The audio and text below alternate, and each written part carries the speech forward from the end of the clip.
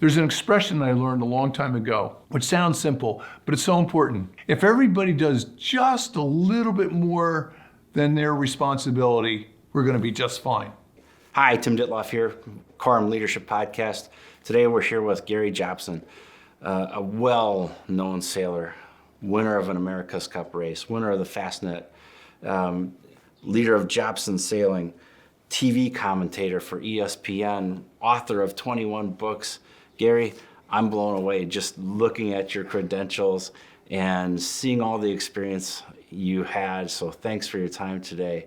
Well, Tim, I look forward to talking to you. And when you go through that laundry list, keep in mind that it went over a long period of time doing all that work. So tell us about Jobson Sailing. How did you start it? Why did you start it? So I grew up sailing in Barnegat Bay, New Jersey, in the Jersey Shore. And I don't think I was very good at sailing when I was a youngster. But about the age of 12, suddenly something hit me that I decided this is going to be my life's mission. And so that's 60 years ago, and I'm still at it to this day. And at the time, after college, it was very uncool to be a professional sailor, to get paid to race. And yet I wanted to race all the time. So how do you make a living and go sailing all the time if you're not going to get paid for it? Now today there's a lot of professional sailors. And the way I overcame that was to give lectures and seminars and write about the sport. And so I was studying the sport, the history of it, the technique of it, the personalities behind it for a long time. And then I got a little bit lucky when ESPN found out that they liked covering the America's Cup in 1983, and I was invited to do a tryout. So I did this tryout with ESPN in 1985, and the tryout was basically sitting around a table with 8 or 10 people answering questions on sailing. But I had been talking about sailing for so long and writing about it for so long at that point in my life that any question somebody asked me about sailing, I had a concise answer. And that got me the job at ESPN. And I had a 31-year run at ESPN. I retired at the age of 66, and during that period I covered 9 America's Cups, and I've also done a lot for NBC, and I've covered the Olympic Games since 1988, and I'll be doing 2024, and so I've had a good long run with the NBC people as well. And that all came from studying the sport at a young age and trying to make a living without being a professional sailor. Wow, that's great. That's interesting. So you talked about the America's Cup. I think that's what most of the people I've talked to, they resonate, oh, the America's Cup, or some of the sailors around here at Fastnet. So if you look back at America's Cup 77 winning with Turner, or at Fastnet, maybe the Olympics, what stands out? Well, I've sailed on 5 America's Cup teams. I had the same job on every boat. I was the tactician every time. And a couple of them won, and a couple of them didn't win. But you really get to know people, and you get to know yourself. Winning the America's Cup is hard. There's a lot of elements. You got to get the funding in place. And you don't want to have overabundance of funding, because then you start going off on tangents. You've got to have a really good, cohesive crew.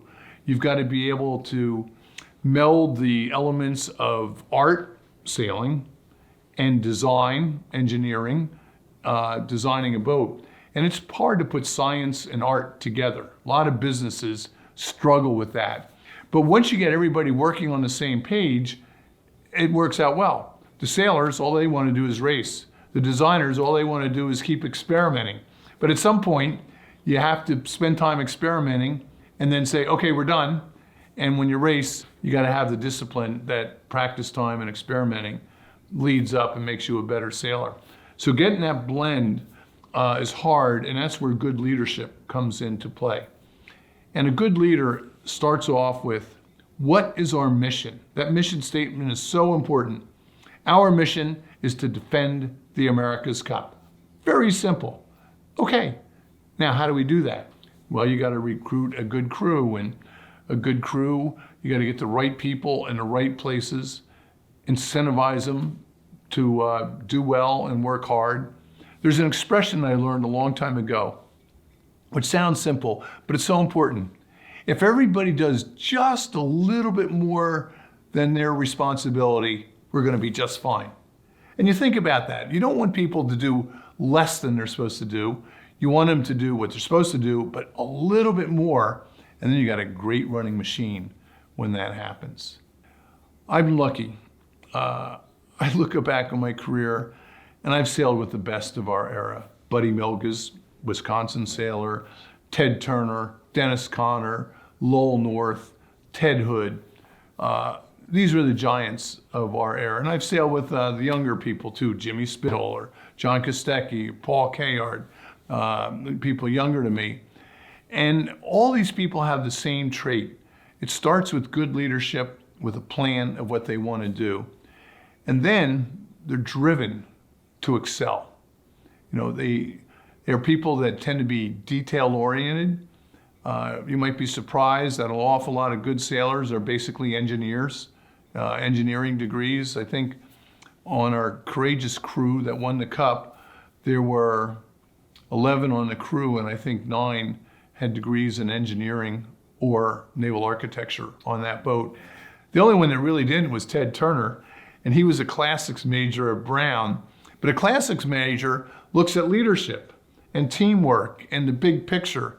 And so he had the right skill set for his job, even though he wasn't involved in the details of electronics or winches or hydraulics or sail design or tuning the rig. All the engineers took that. And I was the bridge between the two of them, because I did naval architecture and some engineering myself at the Maritime College, but I could be the bridge between Turner and the rest of the crew. You talked about Turner, you talked about Conner. Two very familiar names, I think, even to non-sailors and people that just follow this thing called America's Cup. What was the difference in leadership style between Turner and Conner? Well, Ted Turner and Dennis Conner fundamentally are very good sailors. Dennis got good because he practices like crazy. Ted doesn't practice so much, but he's inherently a gifted sailor. He sees the wind well, he steers well, and he's a great leader. So they're very different personalities.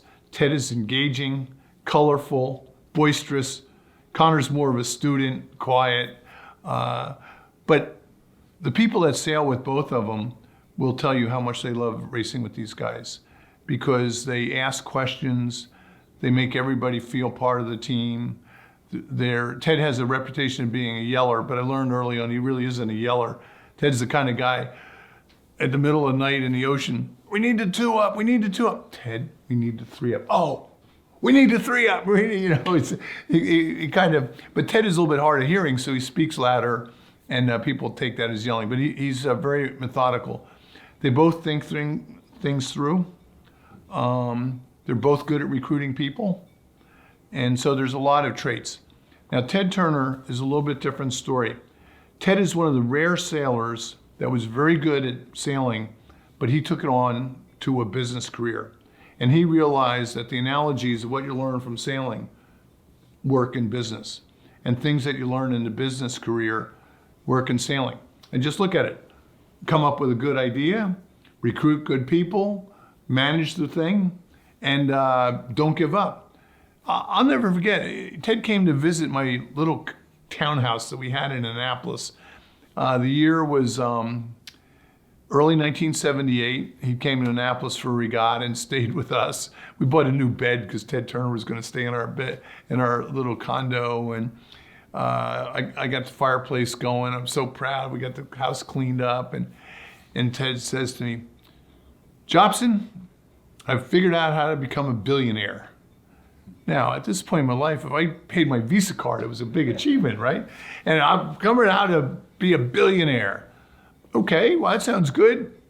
How are you going to do that? And he says, well, here's the deal. I'm going to start buying up movies and put them on my television station. People love movies, and all these movies are out there, and they're just sitting in the canisters, and I'm going to have these movie stars working from their graves for me. Then I'm going to get some sports teams, because people love watching live sports. And in the South, the Atlanta Braves are, there's nobody else near it. They're a long way, but by the time you get to Washington or Texas, and I'm going to have sports teams. And then, Jobson, here's the best idea. I'm going to put news on television 24 hours a day. You're going to put news on television 24 hours a day? Yep, people are going to watch. You'll see it's going to work. Buy my stock. I started buying his stock, actually, Turner Broadcasting. And short his word, he figured out how to put the television signal up on a satellite. It blanketed the U.S. He bought the Atlanta Braves for not so much money.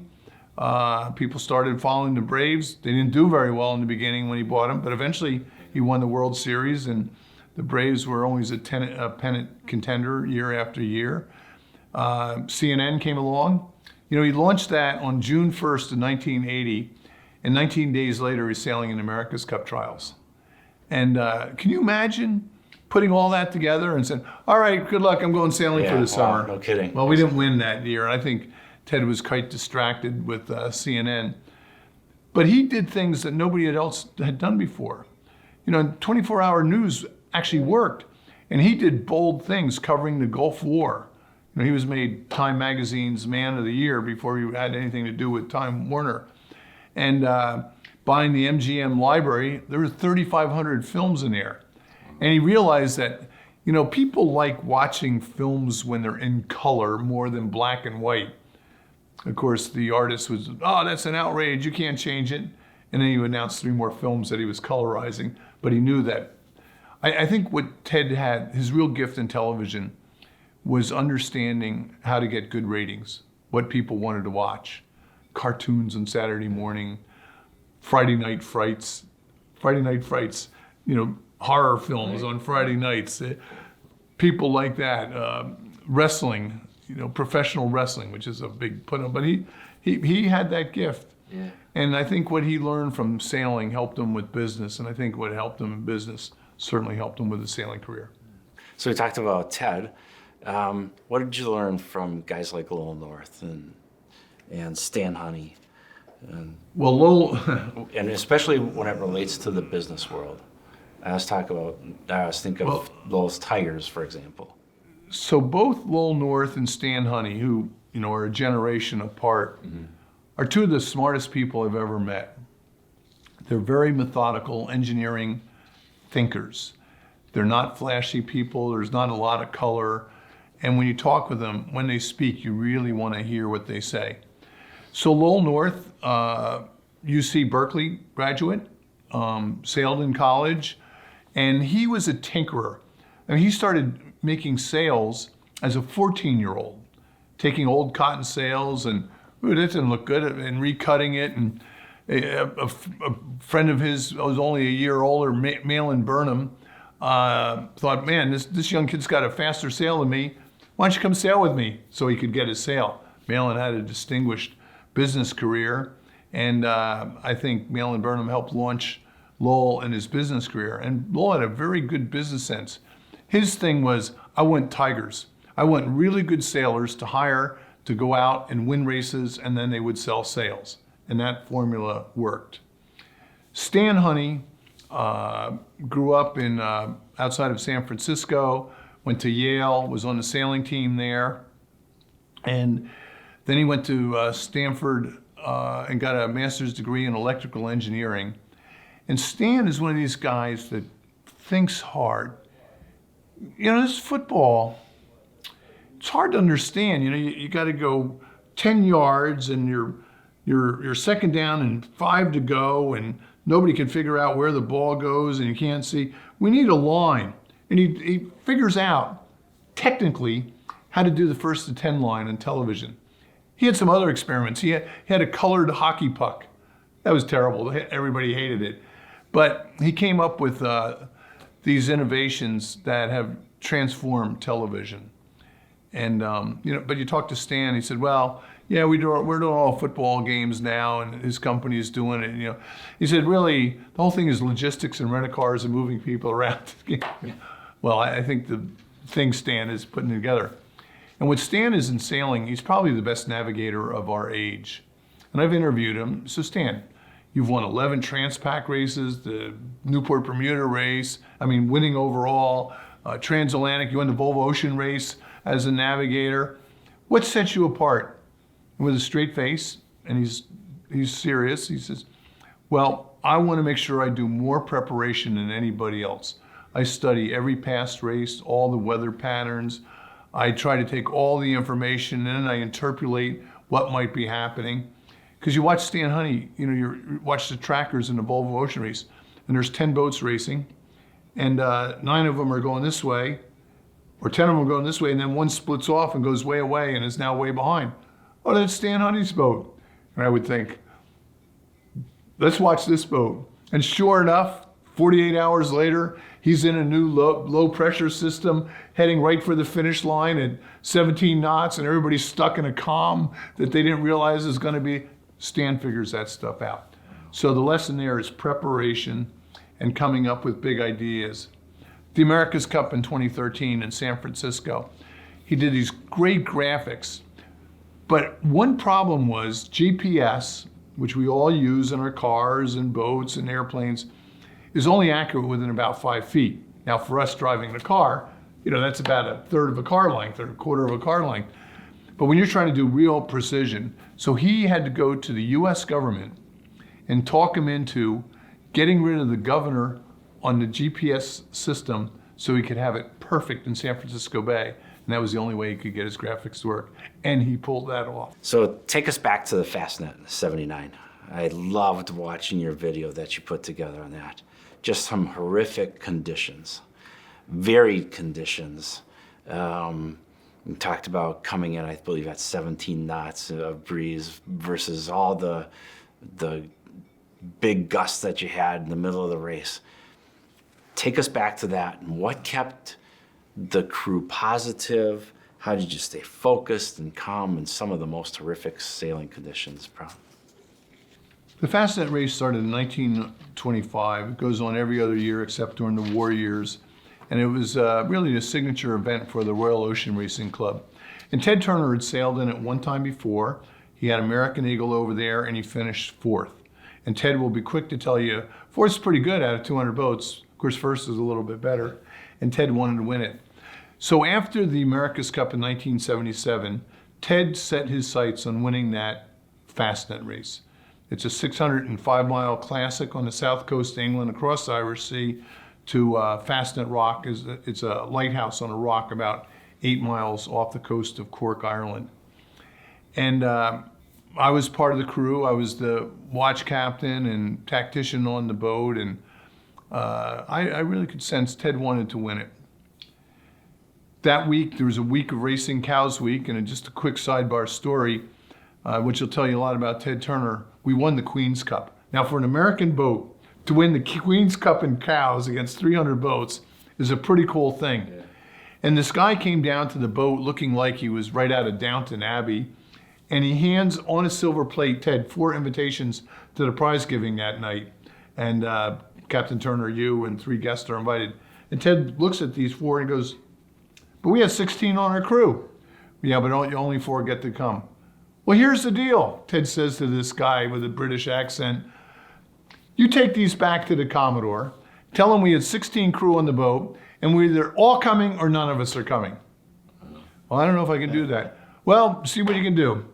About a half hour later, the guy that looked like he's from Downton Abbey comes back to the boat with 16 invitations, so the whole crew could go to the prize giving at the castle of the Royal Yacht Squadron.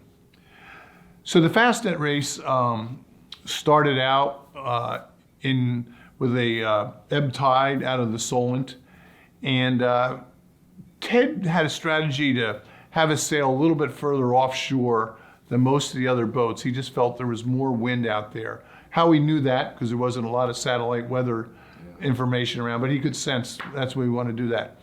And that kind of got us a jump ahead of most of the boats in the fleet. As we were approaching Fastnet Rock, we had just had a roast dinner, the days when you could cook a roast, and the wind was blowing pretty good, 22 knots, and we're coming into Fastnet Rock, and there was a weather forecast coming at 18:30 hours, 6:30 p.m., and the forecast didn't come up on the radio. There's something wrong with the radio, and it was 5 minutes late, and we later learned that the British forecasters were struggling to figure out what was going to happen. And we get the news that there's going to be winds of force 8 to 9, possibly 10 to 11 locally. So I got out Bowditch, the American... Explain that to our non-sailors. I was going to say, okay. So I got out Bowditch, the American Practical Navigator, and there's a chart in there and pictures of what force is. And force is wind ranges. So force 9 is about hurricane strength winds, 63 nautical miles per hour. A nautical mile is 1/6 more than a statute mile that you raise in your car.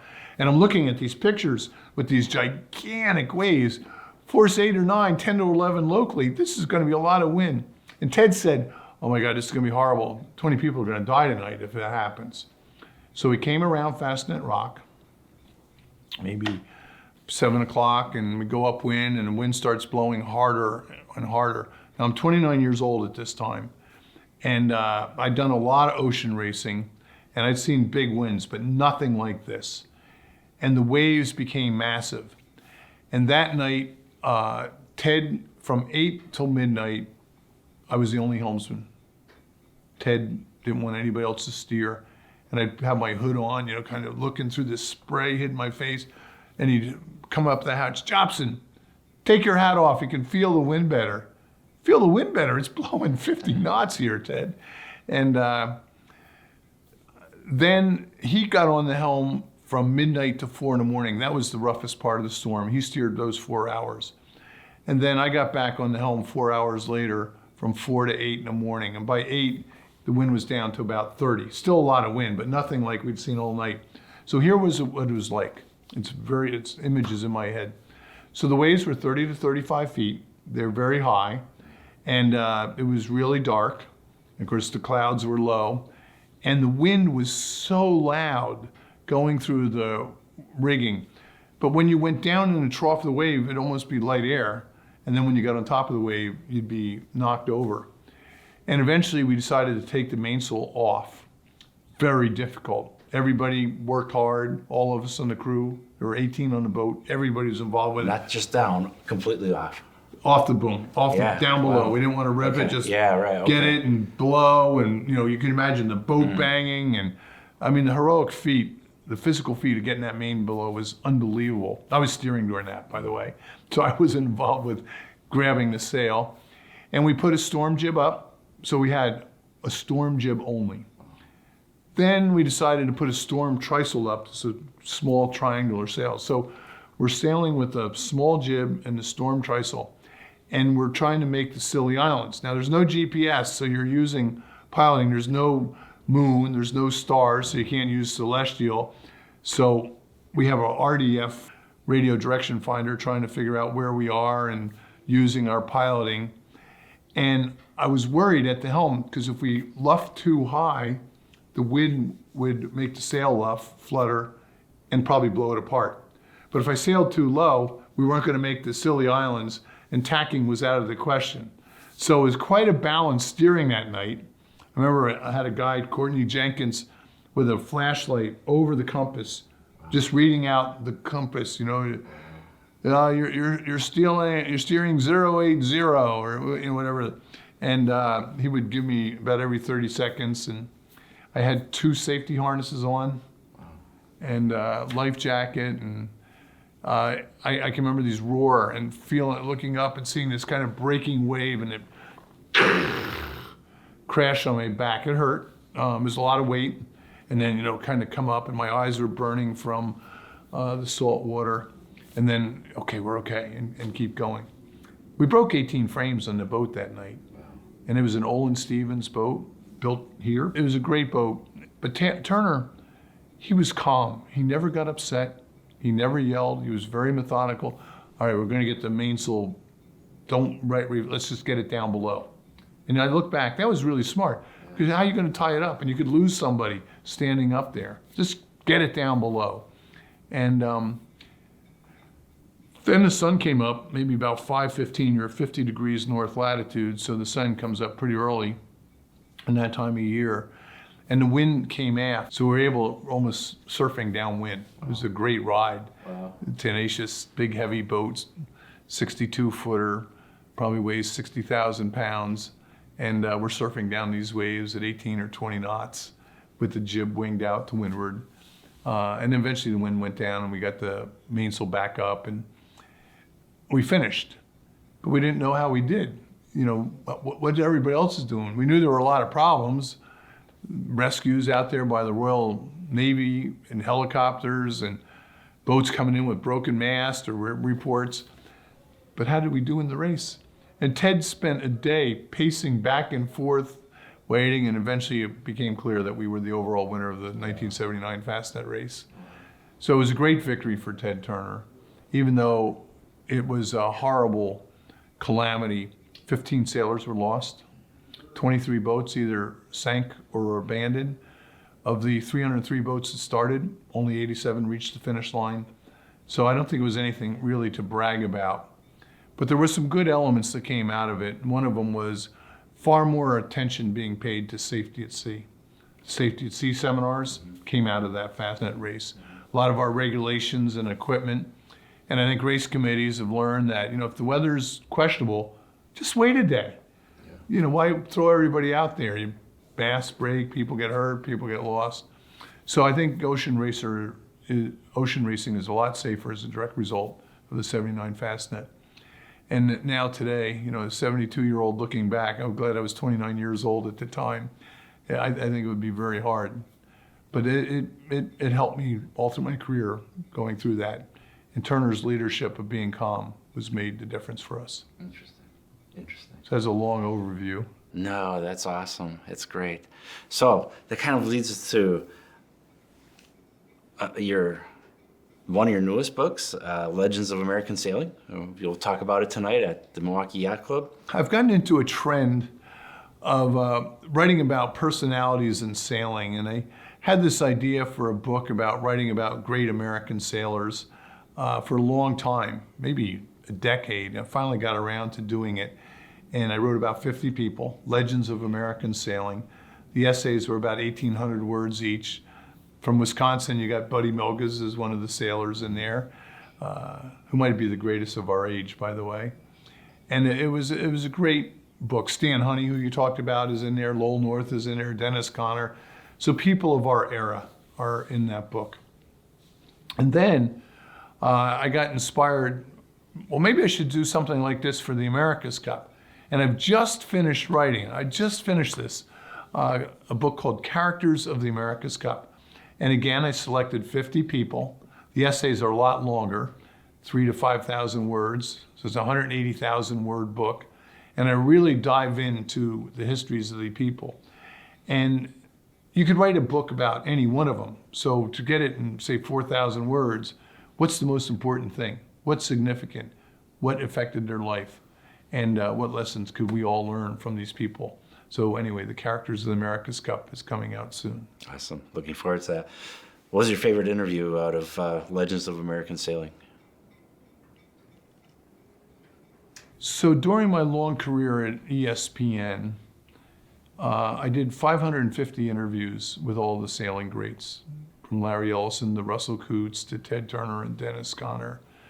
And it's great fun to sit down with a camera and just get somebody talking to you in a way that they don't even realize that they're being an interview.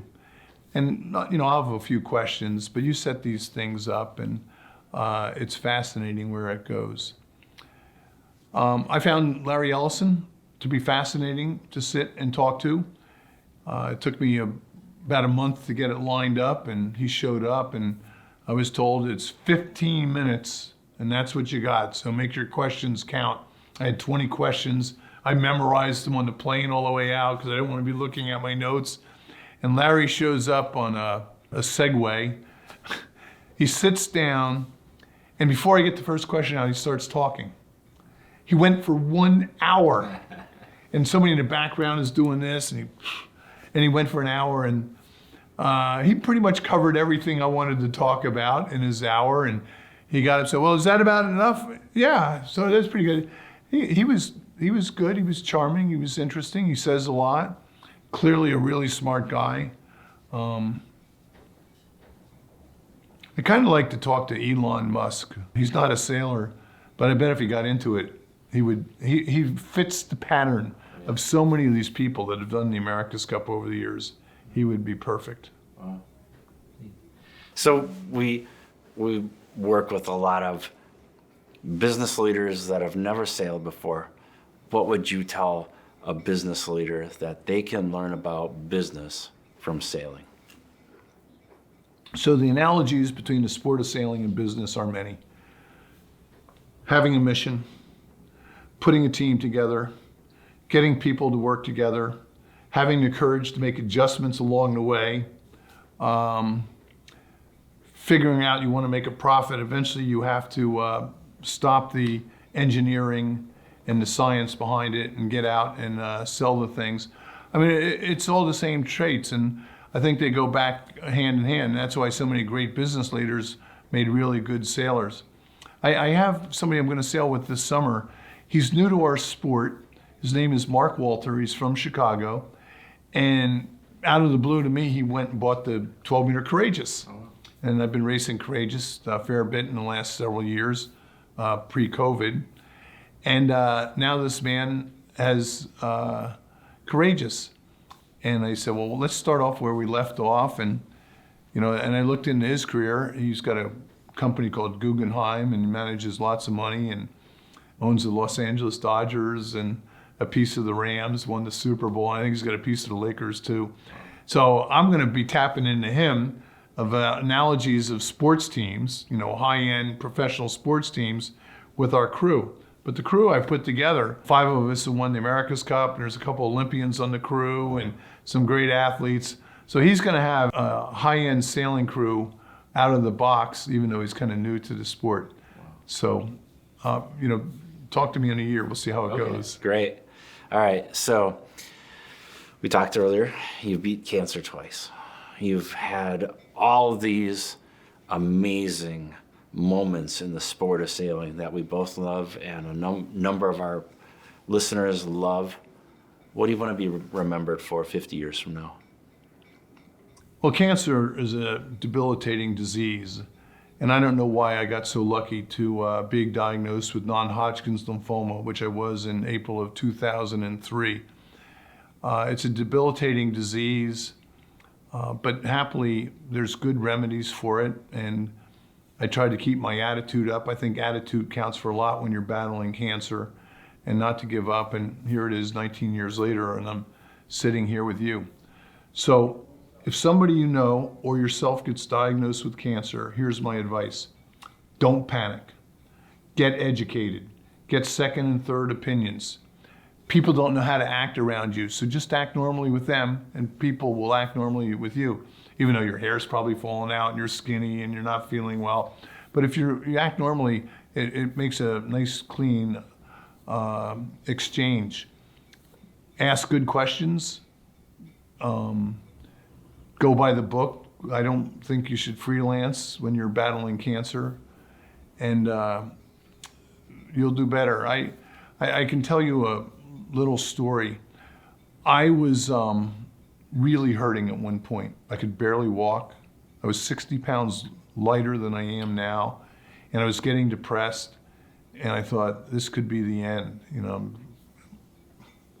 Better look at my will and affairs in order and all the bills paid. My wife and daughters they were in college at the time, and the most miraculous thing happened one day. So when I was in college, I would sometimes go down to Madison Square Garden and watch the New York Knicks play. And the Garden had a policy at the time: if you showed up at a back door in uniform, and I was at an academy, maritime college, they would let you in and give you a nosebleed seat. And my father always used to say, make sure you give that usher a tip. And I'd tip $2 or $3.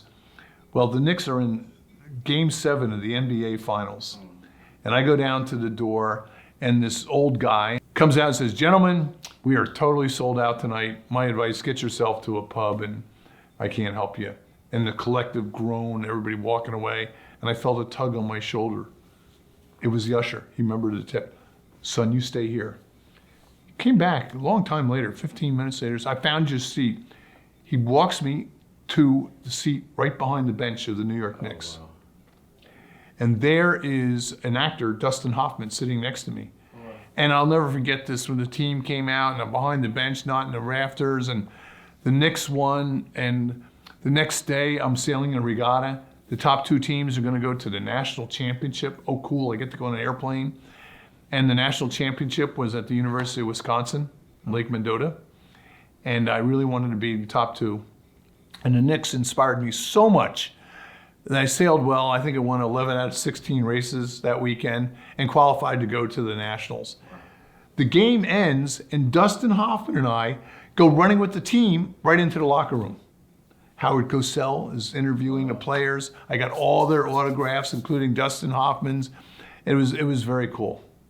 So now I'm laying in a hospital bed, 33 years later, feeling sorry for myself, barely could walk, going to the bathroom was a chore beyond belief.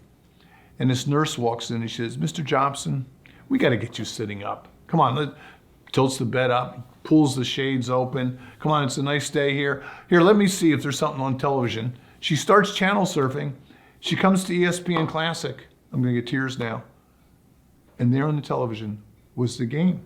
Oh, wow. May 8th, 1970. Wow. Game 7 in the NBA Finals between the New York Knicks and the Los Angeles Lakers is on the television. Yeah.